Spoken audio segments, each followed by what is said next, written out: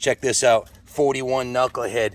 This thing is absolutely badass. It's a built motor. I'll let Tom explain what was done to it, but obviously you can see it's a Springer hardtail. And you've owned this bike since what year? 1979, I bought it. It was a runner then, but did a ton of work. Have rebuilt the motor a couple times. Right now, it's got 4.5-inch stroker flywheels in it, S&S rods, S&S pistons. The heads have been reworked, all ported and polished by Danny Vance. 4-speed transmission, open primary, performance machine brakes. We redid the front end. We got 1940 Ford radius arms. Can you describe what that is for us, because some people may not understand? It's a bar. Can you point to it? Yeah, it's the bar that connected the rear end to the car back in the day. That's an automobile part. Yeah, automobile part. Super heavy duty. And we got the original Springer inside there. We heated up the Springer bar, twisted it, put all the original ends back on there. So that's the original? That's an aftermarket piece. This is an aftermarket piece here. And this is off an automobile, off a what car? 1940 Ford. 40 Ford. Wow. Had custom made rockers made for it. Twisted spokes. 21 300 tire in the front.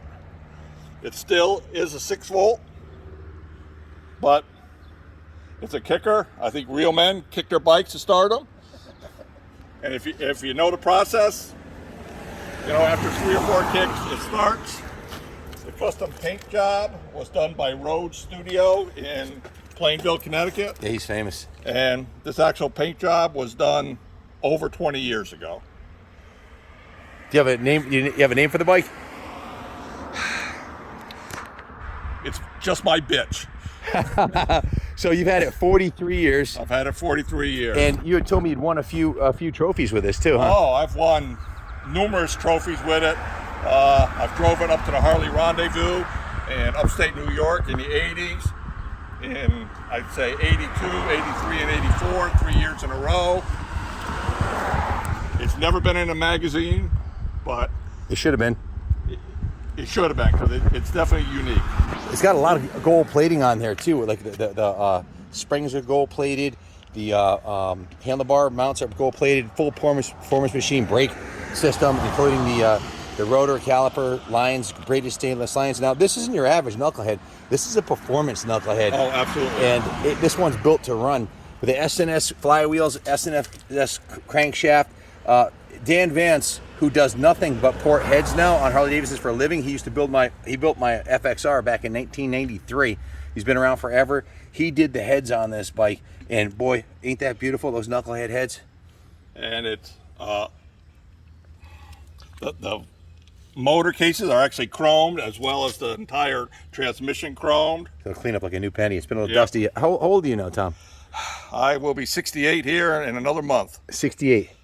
So you had the bike since you were a very young man coming out of the service. In your 20s, right? Yeah, in my 20s. So you've had a lot of bikes come and go. What struck you about the Knuck, and why did you keep it for 43 years?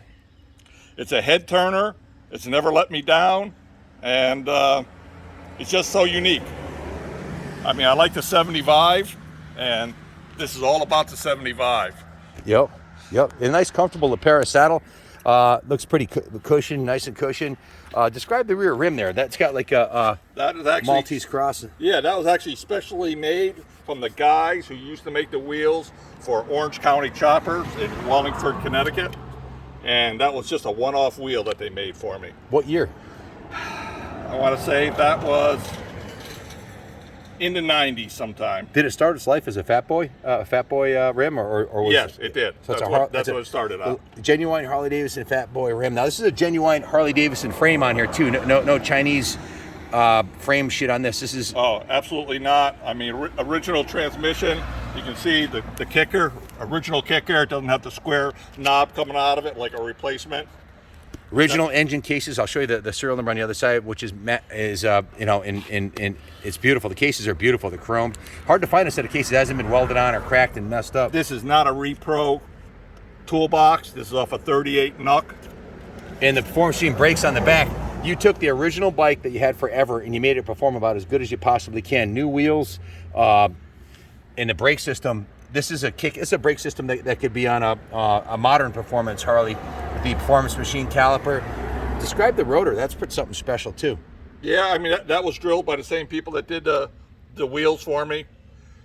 Looks like it's all machined and beautiful and chromed and polished and just beautiful. How about